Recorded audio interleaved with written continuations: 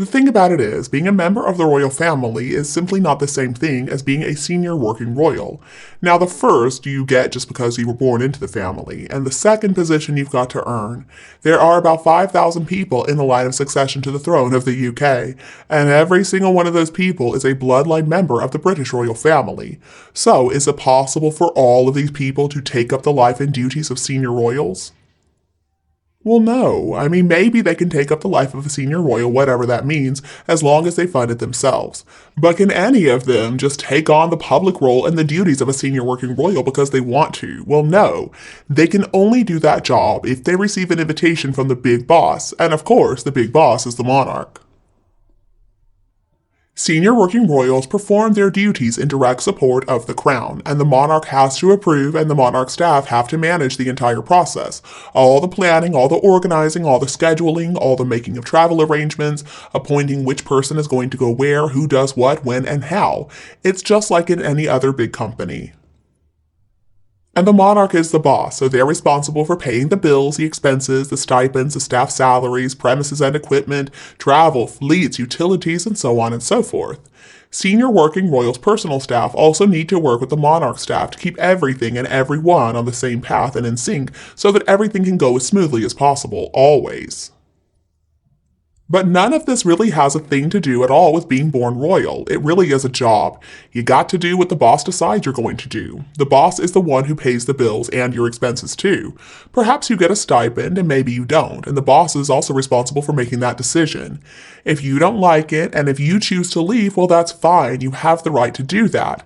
But it's not like you can just waltz back in whenever you want to. It simply does not work that way. So Harry and his little family could return to the UK if they want to, but it's not like they can just pick up where they left off when it comes to being working royals.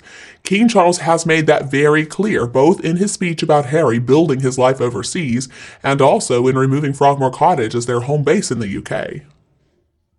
So the long answer is this. Family is still family no matter what, and he is no different. He is still a member of the royal family. Even if they completely take away his titles, he would still officially be a member of the family. And nobody can stop him from coming back to the UK. He is still a citizen unless he gives that up or unless it's removed. So the fact is, he has a right to return. But he cannot just pick up where he left off as a working royal. Harry's positions and his honors as a working royal have already been allocated to other working royals. They had to be.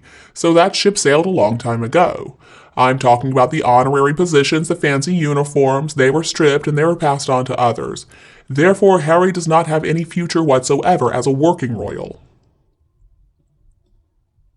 This was made obvious in King Charles's speech, where he discussed the future of the royal family, saying that it is safe and well in William's hands.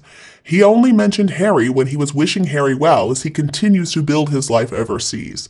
With that single sentence, the king made it clear that there was no future for Harry in the UK. And King Charles also took away Harry's right to stay at Frogmore Cottage, so Harry also lost that as his home in the UK. The thing is, when Harry threw down the gauntlet, he really miscalculated. He thought that he had the power to be in charge, to call all the shots. But unfortunately for Harry, the Queen decided to call his bluff, and she made it pretty clear why he was not the boss of the firm, and he never would be with his childish behavior. I mean, what if an employee of a big corporation came into work and said, "My wife and I have talked about it, and we don't really like the job. It doesn't really suit us. We don't like the hours. We don't like the work. Instead, we want to be able to choose our own hours. We want to choose what we want to do. We want to be our own bosses.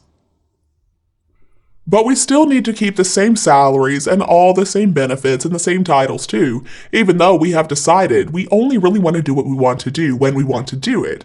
Well, the late Queen gave Harry the chance to think things over, and Harry opted out. And these are the consequences of that decision. So basically, Harry quit his job, and then he turned around and said so many horrible things about his employers and his co-workers in interviews, in media, and in that stupid book too. And to make things worse, he was inaccurate, and some of what was said by Meghan and by Harry himself has proven to be lies. I can't even imagine they believe they are setting father and brother free. They can't believe that. Nothing the Montecito malcontents do is for anybody except for themselves. And how many companies would welcome back an employee who pitched a little fit like a baby in the floor when they didn't get their own way, stomped out yelling, "I quit," and then went on to spread all kinds of lies? Well, nobody. I mean, Harry does not have a future as a working royal in the UK, and that is a direct result of his actions and his words. He made quite the fall. He went from being a beloved prince to one who people can't respect anymore. And at the end of the day, this is Harry's problem. He had a lot of success with Invictus, and I think all that success went right to his head. Obviously, he thought that it gave him the right to do whatever he wanted to overstep the mark completely. I think Harry was shocked when he got his wings clipped, and that explains why the decision to leave was done without consulting his grandmother or his father. It could be that Harry believed they would give in to his demands, but of course they didn't, and what followed became so toxic, so nasty. Nobody is bigger or more important than the crown. Harry was supported financially by his father for over a year, which was a really nice thing for his father to do. Things didn't work out as planned, I know. The pandemic came, COVID came, and by all accounts, the year agreement was extended. But Charles started to get sick of Harry asking for more and more money rather than trying to rein in the spending habits.